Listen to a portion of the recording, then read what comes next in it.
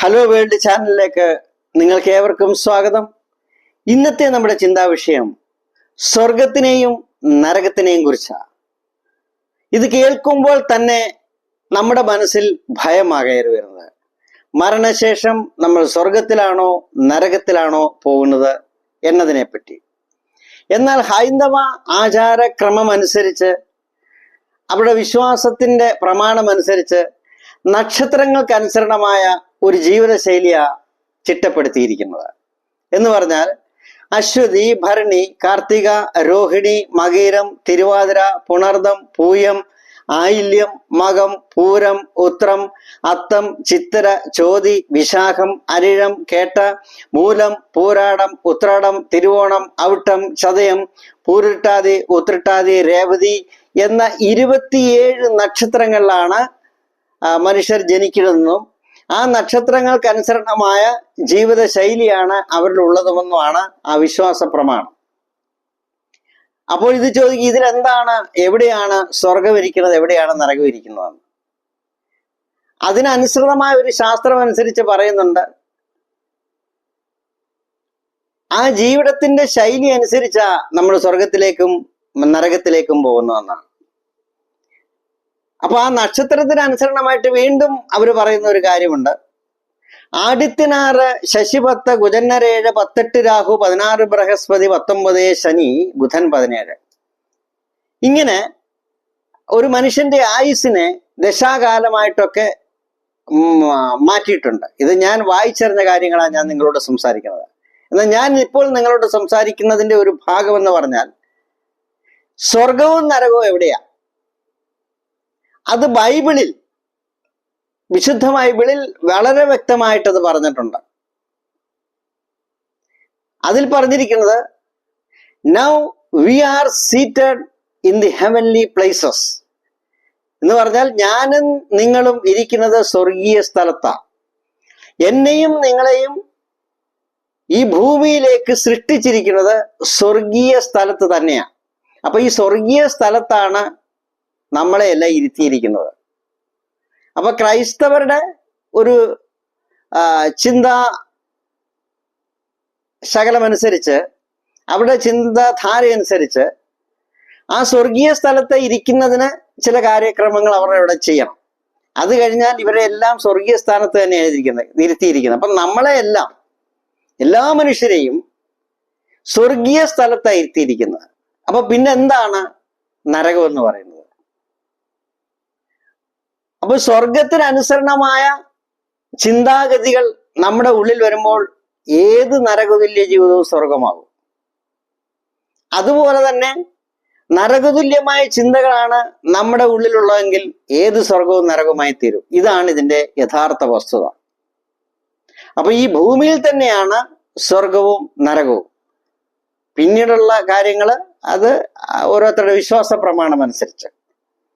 അപ്പൊ നമ്മുടെ ജീവിതത്തിന്റെ ധാരയില് ജീവിതം മുന്നോട്ട് പോകുമ്പോൾ നമ്മുടെ മനസ്സിനുണ്ടാകുന്ന ചിന്താഗതികള്, അതായത് നമ്മുടെ മനസ്സിനെ ഉള്ളിലുള്ള അകത്തെ മനുഷ്യനെ ബലപ്പെടാതെ, അകത്തെ മനുഷ്യൻ പറയുന്നത് കേൾക്കാതെ ഈ ലോകത്തിലെ ചിന്തകളുടെ അനുസരിച്ച് നമ്മൾ ജീവിച്ചു പോകുമ്പോൾ, ഈ ലോകത്തിലെ ചിന്തകൾക്കനുസരിച്ച് നമ്മുടെ മനസ്സിനെ പാകപ്പെടുത്തി നമ്മൾ മുമ്പോട്ട് പോകുമ്പോൾ ലോകം പറയുന്നതാണ് മനസ്സ് കേൾക്കുന്നത്.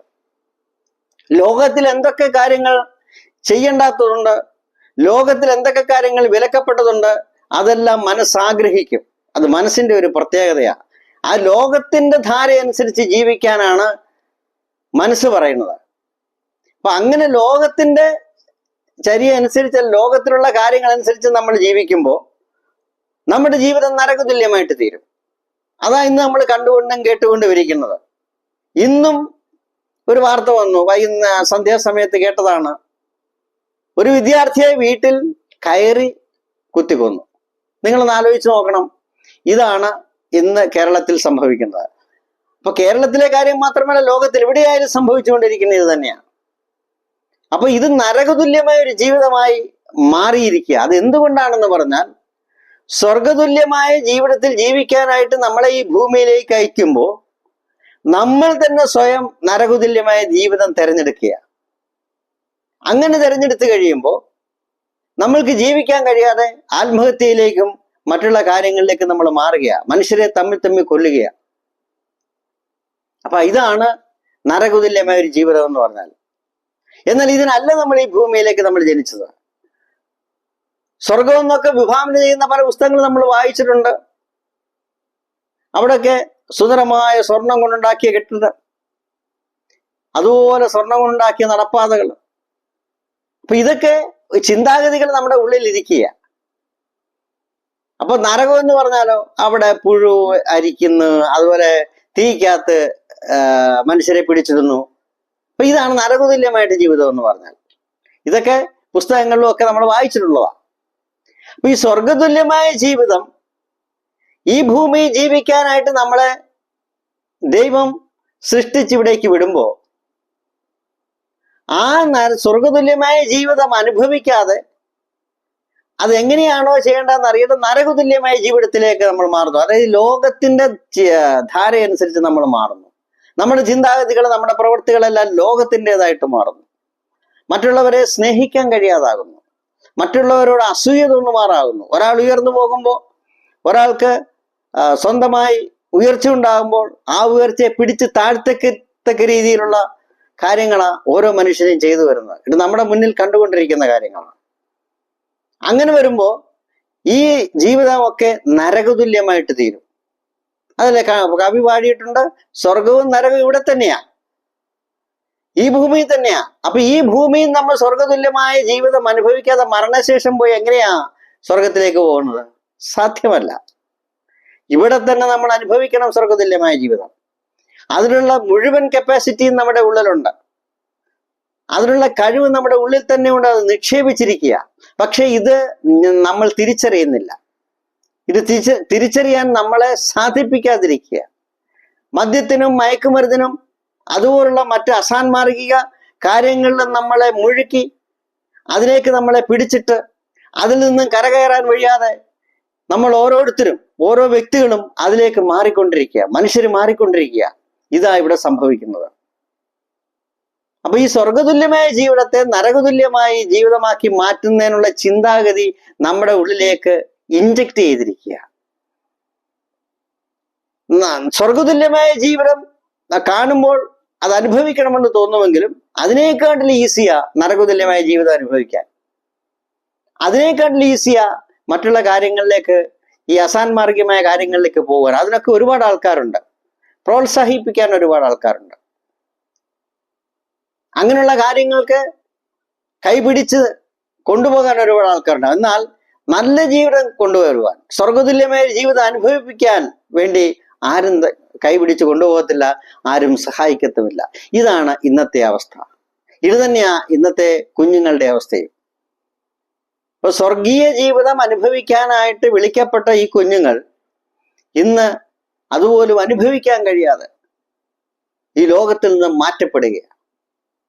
അവരുടെ ജീവിതത്തിന്റെ പ്രയാണത്തിന്റെ ഒരു പങ്ക് പോലും അവർ അനുഭവിക്കാതെ, ഈ ഭൂമിയിൽ അവർ അനുഭവിക്കേണ്ട സുഖങ്ങൾ അനുഭവിക്കാതെ, ഈ ഭൂമിയിൽ അവർ അനുഭവിക്കേണ്ട സ്വർഗീയ സുഖം അനുഭവിക്കാതെ വെറുമൊരു മൃഗതുല്യമായ ജീവിതം നയിച്ചിട്ട് ഈ ലോകത്തിൽ നിന്ന് യാത്ര പറയുക.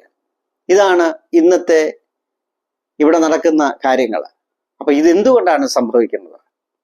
ഇത് ഒരു കുഞ്ഞിനെ ജനിപ്പിച്ചു കഴിയുമ്പോൾ തന്നെ ആ കുഞ്ഞിന് കൊടുക്കേണ്ട ശിക്ഷണത്തിലുണ്ടാകുന്ന വ്യതിയാനങ്ങൾ കൊണ്ടാണ് ഇതെല്ലാം സംഭവിക്കുന്നത്. അതല്ലേ പറയുന്നത്, നല്ല ആൾക്കാരുമായിട്ട് സംസർഗം നമ്മൾ ചെയ്യുമ്പോൾ നമ്മുടെ ഉള്ളിലേക്ക് നല്ല കാര്യങ്ങൾ വരും.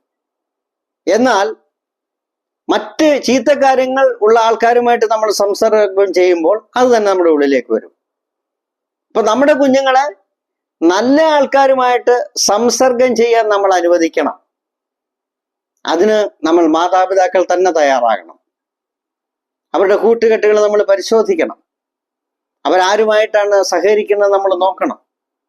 ഇതൊക്കെ ചെയ്യാൻ ഓരോ മാതാവിനും പിതാവിനും അർഹതയുണ്ട്. അത് ചെയ്തേ പറ്റൂ. അപ്പൊ ഈ സ്വർഗത്തിനെയും നരകത്തിനെയും കുറിച്ച് ഞാൻ പറഞ്ഞു വരുന്നതിന്റെ കാരണം, ഇന്ന് ഓരോ കുഞ്ഞും അവർക്ക് അനുഭവിക്കേണ്ടതായ സ്വർഗീയ സുഖം അനുഭവിക്കാതെ തന്നെ ഈ ലോകത്തിൽ നിന്ന് മാറ്റപ്പെട്ടു പോകുന്ന ഒരവസ്ഥയാണ് നമ്മൾ കണ്ടുകൊണ്ടിരിക്കുന്നത്.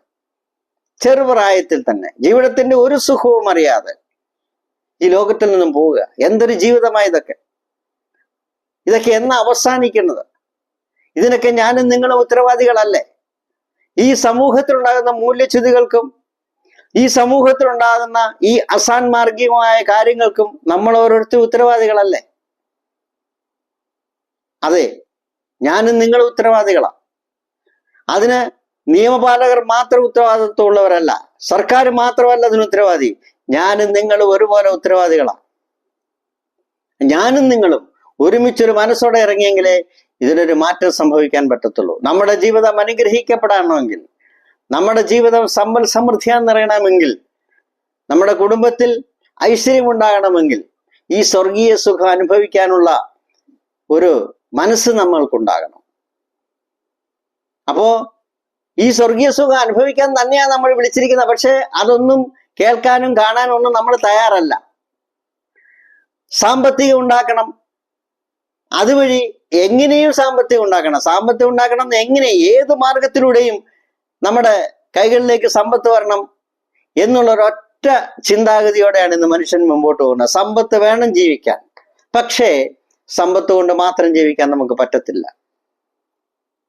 ഈ ലോകം മുഴുവൻ വിലയ്ക്ക് വാങ്ങാൻ പറ്റിയവരെ, അല്ലെങ്കിൽ കേരളം മുഴുവൻ വിലക്ക് വാങ്ങാൻ പറ്റിയ പല ആൾക്കാരും ഉണ്ടായിരുന്നു, സമ്പത്ത് കൊണ്ട് മൂടപ്പെട്ടവര്. എന്നാൽ മരിക്കുമ്പോൾ തറയിൽ കിടന്ന്, വെറും തറയിൽ കിടന്ന് മരിക്കേണ്ട അവസ്ഥ ഉണ്ടായിട്ടുണ്ട്. അപ്പൊ ഈ സമ്പത്ത് കൊണ്ട് എന്താ പ്രയോജനം? ഈ ധനം കൊണ്ട് എന്താ പ്രയോജനം? ധനം നമുക്ക് ആവശ്യമാണ്, ജീവിക്കാൻ ധനം കൂടിയേ തീരൂ. പക്ഷെ അതിനുപരി മനുഷ്യ സ്നേഹമുണ്ട്. മറ്റുള്ളവനെ കരുതാനും മറ്റുള്ളവനെ സ്നേഹിക്കാനും നമ്മുടെ ഒരു വിഹിതം, നമ്മൾ ഉണ്ടാക്കുന്നതിന്റെ ഒരു വിഹിതം മറ്റുള്ളവന് കൊടുക്കാനും നമുക്ക് കഴിയുമ്പോഴാണ് നമ്മുടെ ജീവിതം ധന്യമാകുന്നത്. അതാണ് സ്വർഗീയ ജീവിതം എന്ന് പറയുന്നത്.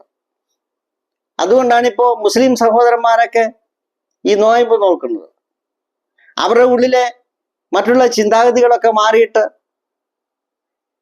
തങ്ങൾ സമ്പാദിക്കുന്ന ആ സമ്പത്തിന്റെ ഒരു വിഹിതം മറ്റുള്ളവർക്ക് കൊടുക്കുന്നു. ക്രൈസ്തവ സഹോദരന്മാരും അങ്ങനെ ചെയ്യുന്നു, ഹൈന്ദവ സഹോദരന്മാരും ചെയ്തു. അപ്പൊ എല്ലാവരും ചെയ്യുന്നുണ്ട് അങ്ങനെ. പക്ഷേ ഇതൊന്നും ഒരു പൂർണ്ണതയിലേക്ക് എത്തിക്കാൻ നമുക്ക് കഴിയുന്നില്ല. നമ്മളെ കൊണ്ടത് കഴിവാക്കുന്നില്ല. അതാണ് അതിന്റെ യഥാർത്ഥ വസ്തുത. ഇത് ഞാനും നിങ്ങളും തിരിച്ചറിയണം. ഞാൻ നിങ്ങളോട് സംസാരിക്കുമ്പോൾ ഇതൊരു വെറും വാക്കായിട്ടല്ല പറയുന്നത്. വാർത്താമാധ്യമങ്ങളിലൊക്കെ ഇന്നും ഇപ്പോഴും കുറെ നിമിഷങ്ങൾക്ക് മുമ്പ് വരെ നമ്മൾ കേട്ട വാർത്തകൾ ഒക്കെ അതാണ്. എന്തൊക്കെ വാർത്തകളാണ് കേൾക്കുന്നത്? പത്രങ്ങൾ തുറക്കാൻ നമുക്ക് പറ്റുന്നില്ല. വാർത്താ മാധ്യമങ്ങൾ കേൾക്കുമ്പോൾ നമ്മുടെ ഹൃദയം വേദനിക്കുക.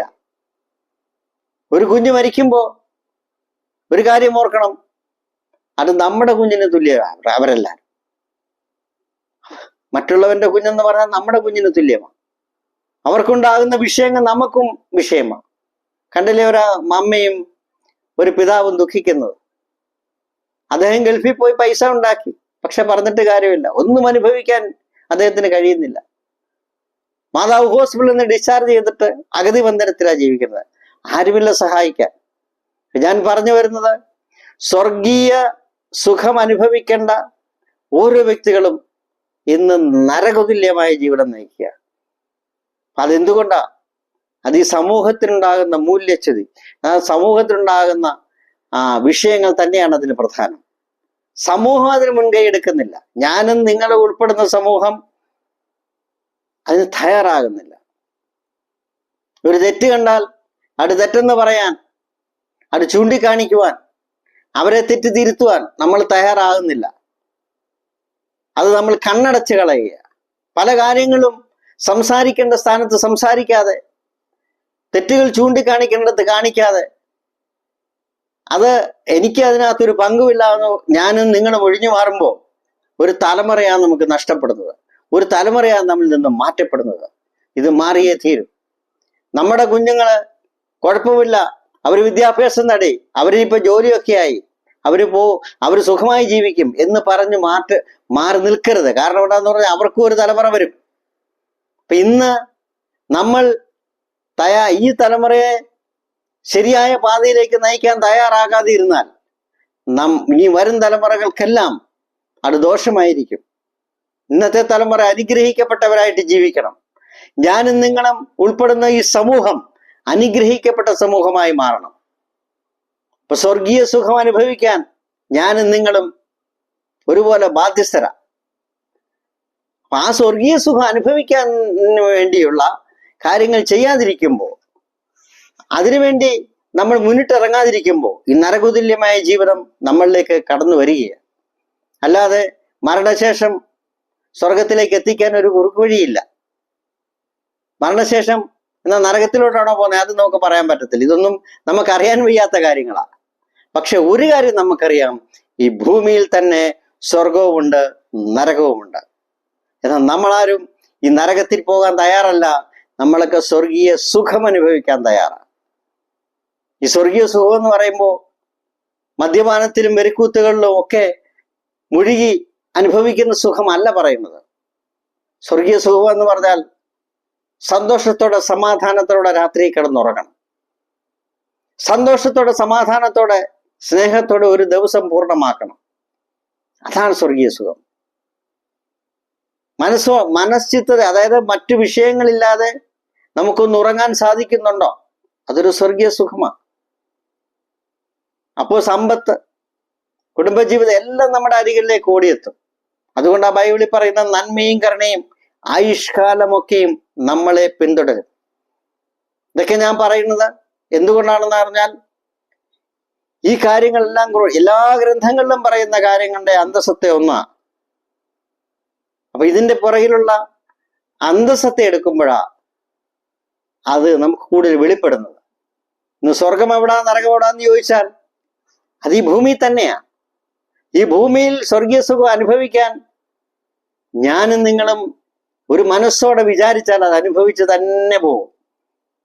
എന്നാൽ എനിക്കൊന്നും അനുഭവിക്കാൻ പറ്റുന്നില്ല, എൻ്റെ ജീവിതമെല്ലാം നരകമാണ് എന്നൊരു ചിന്താഗതിയാണോ നിങ്ങളുടെ ഉള്ളിലുണ്ടാകുന്നത്, അങ്ങനെ തന്നെ സംഭവിക്കത്തുള്ളൂ. അപ്പൊ നമ്മുടെ മനസ്സാ ഇതിനെല്ലാം കാരണക്കാരൻ. നമ്മുടെ മനസ്സിനെ പിടിച്ചു നിർത്താനുള്ള ഒരു കഴിവ് നമുക്കുണ്ടാകണം. അതിന് കപ്പാസിറ്റി നമുക്കുണ്ടാകണം. നമ്മുടെ കണ്ണുകൾ ഈ സ്ഥലത്തുള്ള മുഴുവനും നമ്മളെ കാണിക്കും. നമ്മുടെ മുന്നിൽ നടക്കുന്ന സകല കാര്യങ്ങളെ നമ്മളെ കാണിക്കും. എന്നാൽ കാണേണ്ടത് മാത്രം കാണാൻ അത് തന്നെ നമ്മളെ മനസ്സിനെ അനുവദിക്കണം. നമ്മൾ മനസ്സിനോട് പറയണം, നമ്മുടെ അകത്തെ മനുഷ്യൻ കാണേണ്ടത് മാത്രമേ കാണത്തുള്ളൂ, അതിനെതിരെ അദ്ദേഹം പ്രതികരിക്കത്തുള്ളൂ. അപ്പൊ അതിനുള്ള സ്വാതന്ത്ര്യം അകത്തെ മനുഷ്യന് വിട്ടുകൊടുക്കുക. അകത്തെ മനുഷ്യൻ എന്ന് പറഞ്ഞാൽ നമ്മുടെ ആത്മാവ്. അദ്ദേഹം നല്ല കാര്യങ്ങൾ മാത്രമേ ചെയ്യത്തുള്ളൂ. പക്ഷേ നമ്മുടെ ശരീരം, മനസ്സ് പറയുന്നത് കേൾക്കുമ്പോഴാണ് ഈ വിഷയങ്ങൾ ഉണ്ടാകുന്നത്. അപ്പൊ നമ്മൾ ആ ഒരു ചിന്താഗതിയിലേക്ക് മാറണം. ഇന്ന് ഞാനിത് പറയുമ്പോൾ, നിങ്ങളോട് സംസാരിക്കുമ്പോൾ പല കാര്യങ്ങൾ ക്രോഡീകരിച്ചാണ് ഞാൻ സംസാരിച്ചത്. പക്ഷെ ഇതിൻ്റെ എല്ലാം അന്തസ്സത്വം ഒന്നെയാണ്. ഇന്ന് നരകതുല്യമായ ജീവിതം നയിക്കുന്ന കുടുംബങ്ങളോടും നരകതുല്യമായ ജീവിതം നയിക്കുന്ന മനുഷ്യരോടുമാണ് ഞാൻ സംസാരിക്കുന്നത്. നമുക്ക് സ്വർഗീയ സുഖം അനുഭവിച്ചേ മതിയാകൂ. അതിനുവേണ്ടിയാ നമ്മൾ ഈ ഭൂമിയിലേക്ക് സൃഷ്ടിക്കപ്പെടുന്നത്. നമുക്ക് ആയുസ് ഒരുപാടൊന്നുമില്ല. ആ ഉള്ള ആയുസ്സിൽ സ്വർഗീയ സുഖം അനുഭവിക്കുവാൻ നമ്മൾ തയ്യാറാകണം. അതിനുവേണ്ടി നമ്മൾ മുന്നിട്ടിറങ്ങണം. നരകതുല്യമായ ജീവിതം നമുക്കില്ല. നരകതുല്യമായ ജീവിതം നമ്മൾ അനുഭവിക്കേണ്ട. നമ്മുടെ കുഞ്ഞുങ്ങളൊക്കെ അനുഗ്രഹിക്കപ്പെട്ടവരാ. നമ്മുടെ തലമുറ അനുഗ്രഹിക്കപ്പെട്ടേ മതിയാകത്തുള്ളൂ. അതിനുവേണ്ടി ഞാൻ നിങ്ങൾ ഒരു മനസ്സോടെ മുന്നിട്ടിറങ്ങണം. ഇന്ന് ഞാൻ ഈ ചാനലിലൂടെ നിങ്ങളോട് സംസാരിക്കുമ്പോൾ സ്വർഗവും നരകവും വീണ്ടും ഞാൻ ഉറപ്പിച്ചു പറയുക, അതിവിടെ തന്നെയുണ്ട്. മരണശേഷം എന്താണെന്നുള്ള കാര്യം അതിനെപ്പറ്റി എനിക്ക് അറിഞ്ഞൂടാ. പക്ഷെ ഇവിടെ തന്നെ സ്വർഗവും നരകവും അനുഭവിക്കുവാൻ നമ്മുടെ അകത്തെ മനുഷ്യന് നമ്മൾ വിട്ടുകൊടുക്കണം. കാര്യങ്ങൾ സ്നേഹിക്കാനുള്ള ഒരു മനസ്സ് അത് അകത്തെ മനുഷ്യൻ പറയും നമ്മളോട്.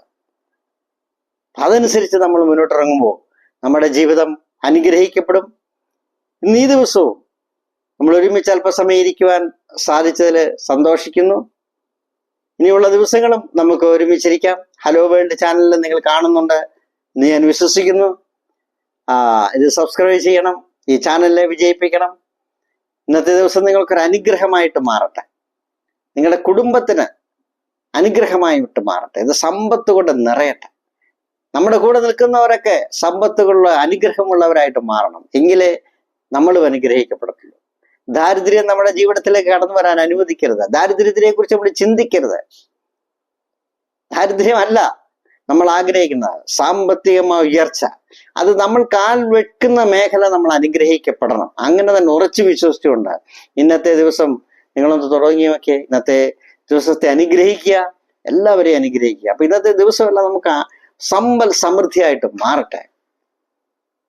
ഇത്രയും സമയം നിങ്ങളുടെ കൂടെ ഇരിക്കുവാൻ സാധിച്ചാൽ സന്തോഷം. നാളത്തെ പ്രഭാതം നിങ്ങൾക്കെല്ലാം അനുഗ്രഹമായി മാറട്ടെ. നാളത്തെ ദിവസമൊക്കെ അടിപൊളിയായിട്ട് അങ്ങോട്ട് പോകട്ടെ. എല്ലാ കാര്യങ്ങളും നമ്മൾക്ക് തീരുമാനിക്കുന്ന കാര്യങ്ങൾക്കൊക്കെ ഒരു എന്താ പറയുന്ന, അത് എന്താണോ നമ്മൾ ഉദ്ദേശിക്കുന്നത് അതൊക്കെ അത് നടക്കണം, നടന്നേ മതിയാവും. ഉറച്ച തീരുമാനത്തോടെ മുന്നോട്ടിറങ്ങിക്കട്ടെ. ബിസിനസ് ആയാലും ജോലി ആയാലും എന്തായിരുന്നാലും അതൊക്കെ അങ്ങോട്ട് അനുഗ്രഹിക്കപ്പെടട്ടെ. നമ്മുടെ തലമുറ അനുഗ്രഹിക്കപ്പെടട്ടെ. വേണ്ടാത്ത കൂട്ടുകെട്ടുകളൊന്നും തലമുറ പോകാതിരിക്കട്ടെ. ഓക്കെ, നിങ്ങൾക്ക് ഏവർക്കും നന്ദി. നാളെ വീണ്ടും കാണുന്നവരെ good bye, good night, have A sweet dreams. Thank you.